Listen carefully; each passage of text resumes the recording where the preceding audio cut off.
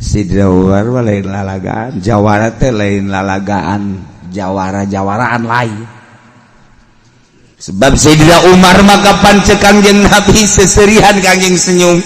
Naon tuan senyum? Setan sieun ka maneh. Ampun. Eta teh kira-kira. Ah, cenah Tuhan mah ih, lamun maneh jalan dieu kebenaran aya setan ngilim. Sidna Umar ge senyum bae, ah Tuhan besok mah iya, usieun-sieun setan. Atuh kapan si eta mah ditutur-tutur. Da ka mana ya? Ah, dijaga di dia. Ah, dijaga. Mana di purantengan. Hayo. Anak incu milu kabeh di pundak. Sidna Umar mah datang ke sorban tinggalin di tangkal kurma, setan teu wani.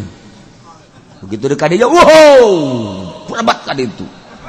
Ditanya ku babaturan setan, ya sorban Sidna Umar cekan. Sorban lah dipakai kasihan ku setan. Ya Allah, eta lain lalagaan jelema. Lain lalagaan atupannya nama.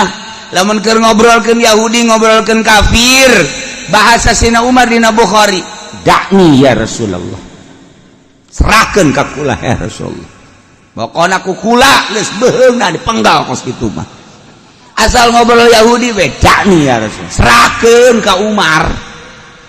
Unggal-unggal aya sabaraha dakni dina Bukhari. Asal kenyaritakeun musuh Allah, musuh Kangjeng Rasulullah, langsung dakni. Ka dieu ka abdi keun kos kitu mah. Nyingkir tuan nyingkir kayak heula Umar ulah main dakni bae Kangjeng Nabi eta kuna ku harenges-harengesna mentek Al-Faruq Umar Al-Faruq salah satu imah urang besisieun kadatangan ku teluh pan teluh teh setan di bawah setan bisi kadatsieun kadatangan ku juri teudeun di unggal lawang Umar Al-Faruq setan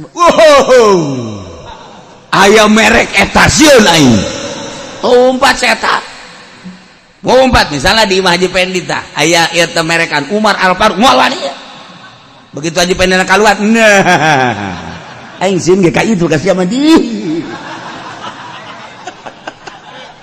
ulah keluar kuduna tetap diintip setan mah kan hebat aing sieun ge ka itu cekeun tapi keluar awas ya ku aing geus diancam bae ku cenah ka